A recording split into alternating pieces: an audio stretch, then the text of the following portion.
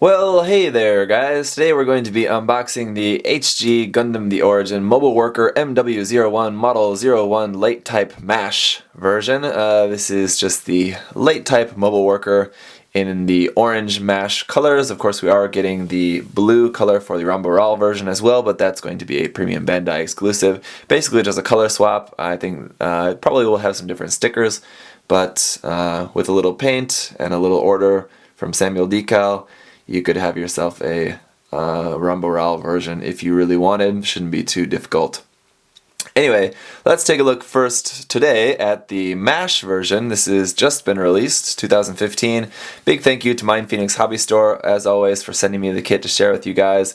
Check them out if you're living in Australia, and let them know that they're awesome. So yeah, that's it for that. Let's go ahead and take a look around the box first. Just on the front, we've already been looking at this for a few minutes, I suppose, but just really nice box art here. I just want to point that out. I like the look of the box art for the Origins kits quite a bit. I think very well rendered, designed artwork here. I don't really like it all that much, the CG animation in the OVA.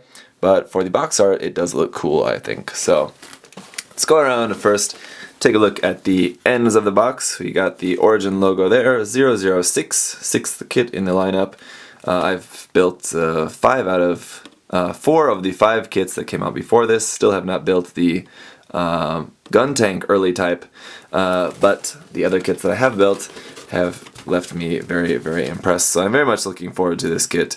Here we can see the mobile worker here in this very bright orange color with those black and yellow stripes, which I'm assuming are going to be stickers here inside the kit. We'll take a look when we open up the box. I'm also looking forward to seeing, mixing and matching some of these hands with the prototype goof. That's going to be pretty fun. Then here we can see there's MASH, and here's our action scene here fighting Ramboral in his blue version. And then a little bit about the Origin Episode 2. Still waiting to see that at the moment. I've not watched it yet, but it has been released in Japan. Just waiting to find it online to watch. And here we can see some action poses, a little bit about some of the gimmicks about the kit. It's got that big giant claw, of course, very unique. And then just the gimmicks about the articulation, the neck, the hips, and the shoulders. Look like they're really nicely articulated. We'll have to take a look at that. But I know the previous 5 kits in the series have all been nicely articulated, although for what 4 of the 5 of them were all sharing the same joint parts, so you'd have to expect that. 1,800 yen for the price of this kit. Decent price, I think. So there should be a lot of stuff in here. It's a fairly large kit, I think, for an HG. We'll see how it compares in the review, but the first bag is going to contain, there's all our stickers there. You can see sticker sheet just loaded with yellow and black stripes. There's our polycaps as well.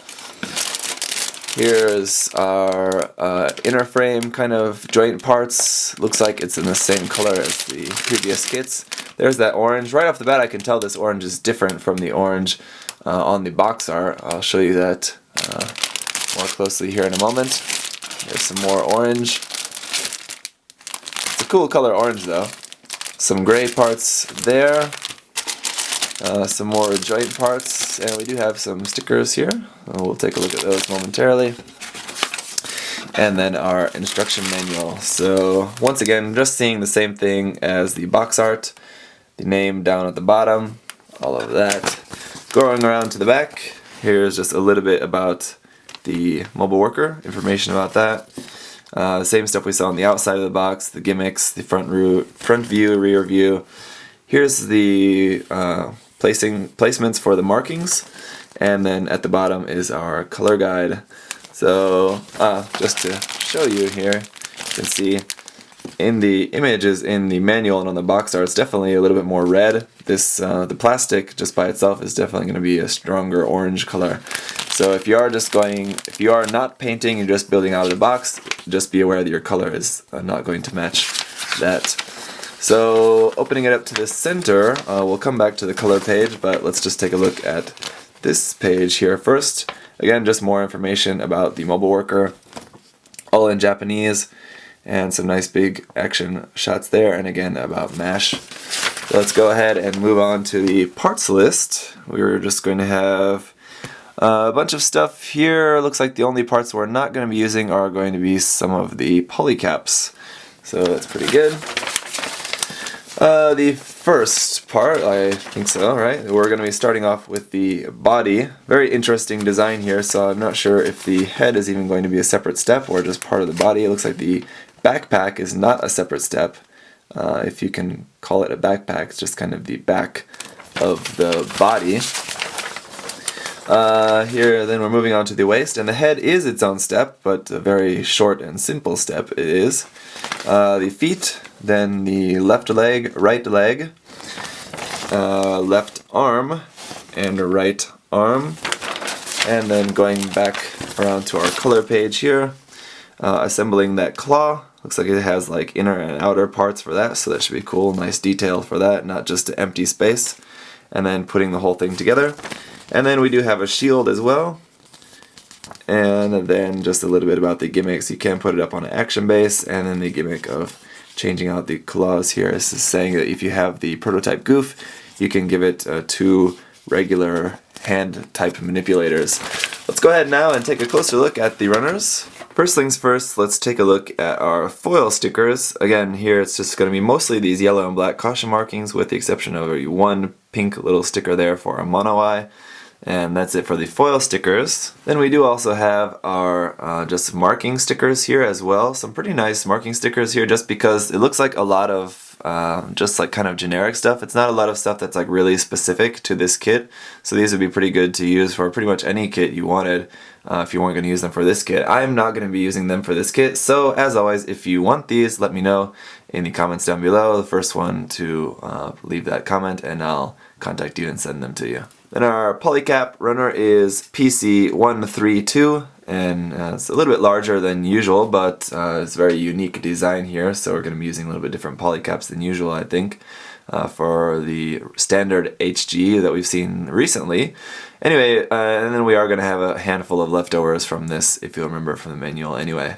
Runner A is fairly interesting. This seems like the stuff that's on this runner seems like the kind of runner that should be a little bit later in the alphabet, not the A runner, but oh well. Anyway, it's just a kind of standard gray color here, and we do have 2 of these, 2 of the A runner there. So this is going to be marked as HG1144 Mobile Worker. So nothing else about it being MASH version or anything like that, just regular Mobile Worker.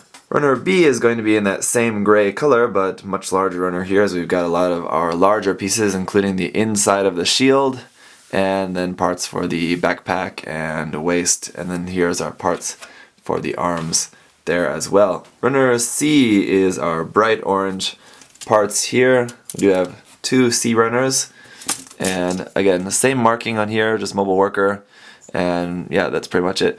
One thing that I noticed with the HG Iron Blooded Orphans kits recently, I said that I noticed on the runners the markings are now in this kind of much larger numbers here, much larger and much kind of, I don't know, anyway, but I was wondering if that was only going to pertain to the Iron Blood Orphans kits, but here we can see it on this kit as well. So it looks like possibly that Bandai has changed the way that they number the parts. It's just slightly different, but it definitely is different than before.